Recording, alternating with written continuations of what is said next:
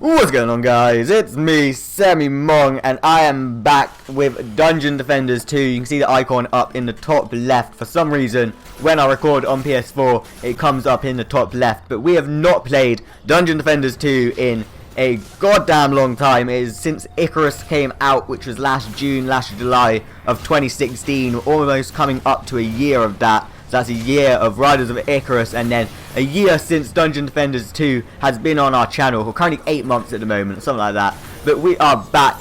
Now, before I get into what this game is, it is free on PC, on Steam at the moment, and it is currently in early access on PS4. This is the gameplay that you're seeing in the background. It is around £12–13, but it will be completely free, or once it comes out of early access, it will be free on PS4 as well. So it depends what you want to do. You can play it on PC if you want to try it out and just see what it is, or you can buy it on PS4, but if you're lazy, you can just wait for it to come out of early access. I believe it is planned for sometime this summer.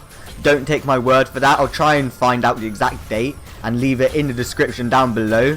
But I used to have it on PS4 a long time ago, and for some reason the PC updates were out first. Like, you'd have new characters out on PC, and then I just stopped playing it because of Icarus. But now on PS4 you've got all the characters, and what it is practically a 3D tower defense game. So the only other tower defense game I've played is called Bloons, and that was like just an online game. It wasn't like downloaded or anything like that, nothing like Steam. It was just like miniclip.com, Armored Games, something like that, and there's like 5 different versions of it, Bloons 1, 2, 3, and that was great. I love tower defense games. I love the strategy of like, where do I place towers, what do I have to do, what's the most powerful tower, and that's what Dungeon Defenders is. Apart from, you got classes, you've got gear, you've got to upgrade your gear, you've got all of that. You can get different pets to help you, and obviously each class has different towers. Apart from the class I'm using at the moment, which is called the Gun Witch, she doesn't have any towers. Instead of having towers, she gets different abilities, she gets extra abilities to use. So she's like a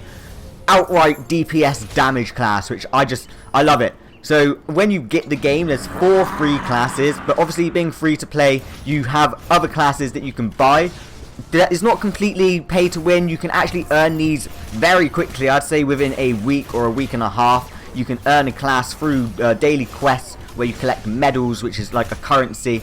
But apart from that, everything is literally free. You can get skins, which obviously you have to pay for, but in terms of classes and actual content, you can earn it all, and it's fantastic. The replayability of it is amazing. So you start off with your 4 free classes. You can start earning towards another class if you want. You don't exactly need them. The 4 classes they give you are just amazing anyway. I believe it's the Squire, which is like the warrior, the Apprentice, the Wizard.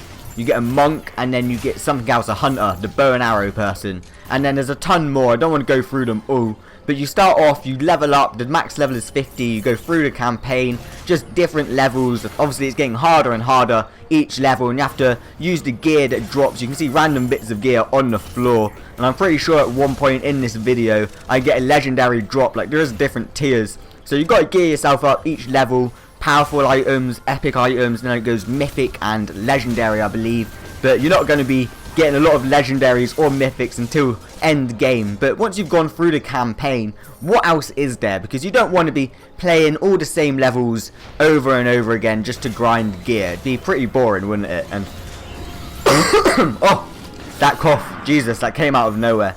But no, once you've reached the end game, they've actually got different tiers of like difficulty and hardness, and more maps. Of course, you've got Incursions, which is just like a harder version of the tower defense like games that you're seeing now, and then you got Chaos Trials, which is like an upgraded version. So you have the mobs that will actually like counter defend some of your towers, some of your abilities. So there's a lot more strategy involved. You got to pick certain characters to counter-react these mobs that are going to counter-react your defenses. There's going to be bigger bosses, certain bosses can randomly spawn, and all of that. So it is a lot of replayability to it. And in terms of actually character development and progression, once you get to the end, there's not a higher level gap. Instead of like prestiging, say on like Call of Duty, you'll reach max level, and then you'll just start earning talent points, which will just further boost your abilities and your towers. But it's mainly revolved around the grind for gear and upgrading that gear.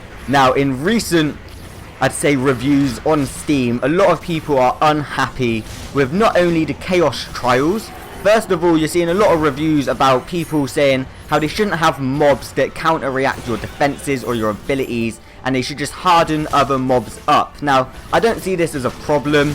They've got harder modes with harder mobs. Like, fair enough, once you get geared enough, these modes just become, they're easy. You can just sweep through them. But you get, I'd say, rather than just like making it harder and harder, add a bit of strategy. Like, I'm all for that. Add mobs that can counter defenses, so you have to think about it. Like, I don't understand why there's a lot of people moaning. But the second thing is actually the gear progression. So I compare it to a lot like Riders of Icarus. In Riders of Icarus, you get your gear and you get a certain amount of slots that you can fill up with familiars and stuff that enhance your gear. That's all this is. They give you a gear and they'll give you some slots, and you just got to insert shards, and these shards will enhance your gear or your abilities in a certain way. So a lot of the negative reviews that I'm seeing are coming from people just saying, I don't see the point in the shard system.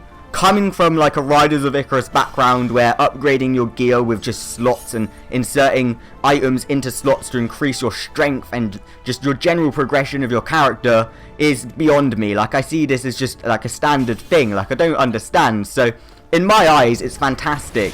I can see where a lot of the negative comments are coming from. Obviously, they don't want to grind for too long trying to get all of these certain shards to fill all of the slots, because you can get gears with up to 3 slots. You've got 4 pieces, so that's 3, 6, that's 12 other shards that you've got to upgrade with your money, your medallions that you get from the quests and the games, and as well as your gear. So it's a hard grind once you come to end game. But what you're seeing now is actually a bit of Chaos Trials, as I mentioned earlier, the really end game where you're going to try and grind up from Chaos Trials 1 through to 7 at the moment. It is just trying to get better gear, better stats, better shards for your gear, as I said, and it is a lot harder. I'm pretty sure we end up failing this, but you can see different mobs in this fight already, armored like giant orcs or grunts. I'm pretty sure there's some healing mobs now as well. I believe this is Chaos 3, maybe even Chaos 4, but I'm pretty sure it's Chaos 3. Like, that mob, it just heals them all, and I didn't even clock. That plus 100 is not me, that's the mob that's being healed. So